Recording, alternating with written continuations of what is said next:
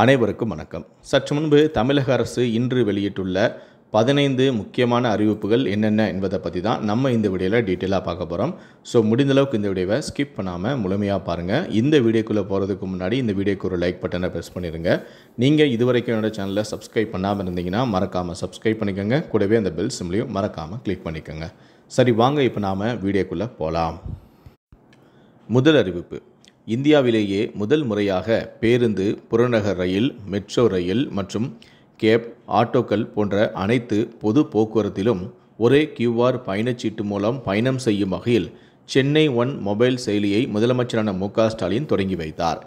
அரசு பேருந்து, மெட்ரோ, புறநகர் ரயில் மற்றும் ஆட்டோக்களை ஒரே QR கோடை பயன்படுத்தி இனி டிக்கெட் பெறலாம் எனவும், தமிழ், ஆங்கிலம் உள்ளிட்ட 4 மொழிகளில் செயலியை பயன்படுத்தலாம் எனவும் கூறப்பட்டுள்ளது.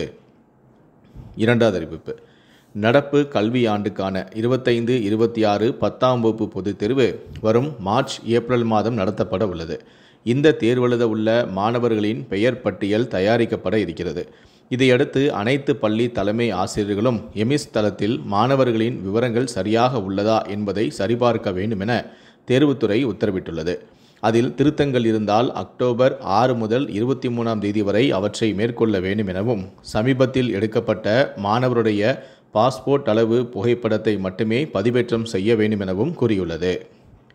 மூன்றாவது அறிவிப்பு: பராமரிப்பு பணி காரணமாக மயிலாடுதுறையிலிருந்து திருச்சி செல்லும் விரைவு ரயில் ரத்து செய்யப்பட்டுள்ளது. மயிலாடுதுறையில் காலை 7:35 மணிக்கு புறப்பட்டு திருச்சிக்கு காலை 10:15 மணிக்கு செல்லும் ரயிலானது ரத்து செய்யப்பட்டுள்ளது. அக்டோபர் 3 வரை இந்த ரயில் ரத்து செய்யப்பட்டுள்ளது. ஆனால் இன்று செப்டம்பர் 23 மற்றும் 30 மட்டுமே இந்த ரயில் இயங்கும் எனவும் தெரிவிக்கப்பட்டுள்ளது. நான்காவது அறிவிப்பு: குரூப் 2 தேர்வுக்கான 3வது கட்ட சான்றிதழ் சரிபார்ப்பு மற்றும் கலந்தாய்வு இன்று 23ஆம் தேதி நடைபெறும் என TNPSC அறிவித்துள்ளது. இதற்கு அழைக்கப்பட்டுள்ள தேர்வர்களின் பட்டியல் தேர்வாணையத்தின் இணையதளத்தில் வெளியிடப்பட்டுள்ளது. ஐந்தாவது அறிவிப்பு: செப்டம்பர் 25இல் சென்னை நேரு உள் விளையாட்டு அரங்கில் கல்வியில் சிறந்த தமிழ்நாடு என்ற நிகழ்ச்சி நடைபெற உள்ளது. கல்வியில் சிறந்த தமிழ்நாடு என்ற நிகழ்ச்சியில் தெலுங்கானா முதலமைச்சரான ரேவந்த் ரெட்டி பங்கேற்கிறார். ஆறாவது அறிவிப்பு: சென்னையில் 2048க்குள் 440 கிலோமீட்டர் தொலைவிற்கு மெட்ரோ ரயில் திட்டத்தை செயல்படுத்த தமிழக அரசு திட்டமிட்டுள்ளது. அரசின் CUMTA உருவாக்கியுள்ள திட்டத்திற்கான சாத்தியக்கூறுக்கு தமிழ்நாடு அரசு இன்று அனுமதி அளித்துள்ளது. டெல்லியில் 450 கிலோமீட்டர் தொலைவுக்கு மெட்ரோ ரயில் திட்டம் செயல்படுத்தப்பட்டிருக்கிறது. ஏழாவது அறிவிப்பு: தென் தமிழகம் மற்றும் அதனை ஒட்டிய பகுதிகளில் மேல் ஒரு வளிமண்டல மேடுக்கு சுழற்சி நிலவுகிறது. அதேபோல மத்திய ஆந்திரா பகுதிகளில் மேல் ஒரு வளிமண்டல மேடுக்கு சுழற்சி நிலவுகிறது. நேற்று காலை 5:30 மணியளவில் வடகிழக்கு வங்கக்கடல் மற்றும் அதனை ஒட்டிய பகுதிகளில் ஒரு காற்றழுத்த தாழ்வு பகுதி உருவாகியுள்ளது. இது காலை 8:30 மணியளவில் அதே பகுதியில் நிலவுகிறது. இது மேற்கு வடமேற்கு திசையில் வடமேற்கு வங்கக்கடல் பகுதிகளை நோக்கி நகரக்கூடும். வருகிற 25ஆம் தேதி வாக்கில் மத்திய கிழக்கு மற்றும் அதனை ஒட்டிய வடக்கு வங்கக்கடல் பகுதியில் ஒரு காற்றழுத்த தாழ்வு பகுதி உருவாகக்கூடும்.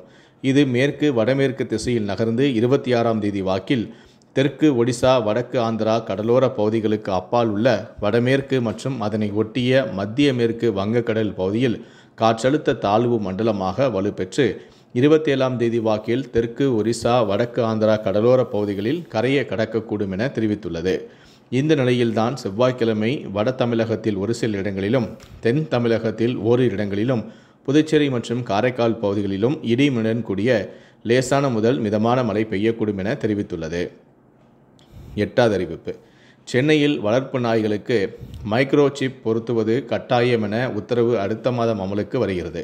வளர்ப்பு நாயை பராமரிக்க முடியாவிட்டால் உரிமையாளர்கள் நாய்களை சாலையில் விட்டு செல்கின்றனர்.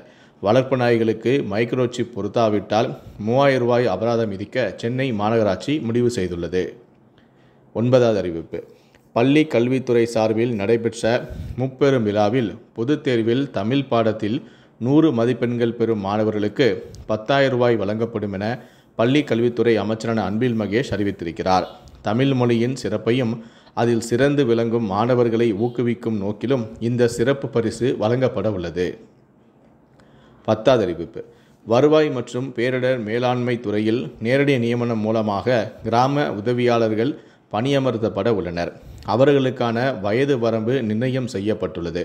அதன்படி பொது பிரிவினருக்கான அதிகபட்ச வயது வரம்பு 32ஆகவும், பிற்படுத்தப்பட்டோர் மிகவும் பிற்படுத்தப்பட்டோருக்கான வயது வரம்பு 39ஆகவும், தாழ்த்தப்பட்டோர் பழங்குடியினருக்கான அதிகபட்ச வயது வரம்பு 42ஆகவும் நிர்ணயிக்கப்பட்டுள்ளது. கிராம உதவியாளராக நியமனம் செய்யப்படும் ஒவ்வொரு விண்ணப்பதாரரிடமும் இந்த வயது வரம்பு நிலையை மாவட்ட ஆட்சியர்கள் பின்பற்ற வேண்டும் எனவும் அந்த கடிதத்தில் தெரிவிக்கப்பட்டுள்ளது. 11வது அறிவிப்பு. சிறுபான்மையினர் நலத்திட்டங்களை ஆய்வு செய்து பணிகளை துரிதப்படுத்தும் வகையில் தமிழக அரசு சிறப்பு குழுவை அமைத்து உத்தரவிட்டுள்ளது. முஸ்லிம்கள், கிறிஸ்தவர்கள், சீக்கியர்கள், புத்த மதத்தினர், சமணர்கள், பாஷிகள் ஆகிய சிறுபான்மையின மக்களின் சமூக பொருளாதார கல்வி நிலையை மேம்படுத்த தமிழக அரசு செயல்படுத்தி வரும் பல்வேறு நலத்திட்டங்களை சிறப்பு குழு மாவட்ட அளவில் ஆய்வு மேற்கொண்டு அவற்றை விரிவுபடுத்துவதற்கான பணிகளை செய்யும் எனவும் தெரிவிக்கப்பட்டுள்ளது. 12வது அறிவிப்பு. 5,51,000 பேர் விண்ணப்பித்திருந்த குரூப் 2 2A தேர்வுக்கான ஹால் டிக்கெட் TNPSC இணையதளத்தில் வெளியிடப்பட்டுள்ளது. குரூப் 2 2A பதவிகளுக்கான முதல்நிலை தேர்வு வருகிற 28ஆம் தேதி ஞாயிற்றுக்கிழமை நடைபெற உள்ளது குறிப்பிடத்தக்கது. 13வது அறிவிப்பு. தேசிய கல்வி உதவித்தொகைக்காக விண்ணப்பிப்பதற்கான காலக்கெடு 2025 செப்டம்பர் 30 வரை நீடிக்கப்பட்டுள்ளது.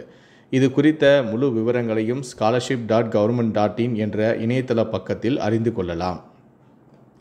14வது அறிவிப்பு. நவம்பர் மாதம் நடைபெறவுள்ள பாலிடெக்னிக் செமஸ்டர் தேர்வுக்கு கட்டணம் செலுத்த கால அவகாசம் நீடிக்கப்பட்டுள்ளது.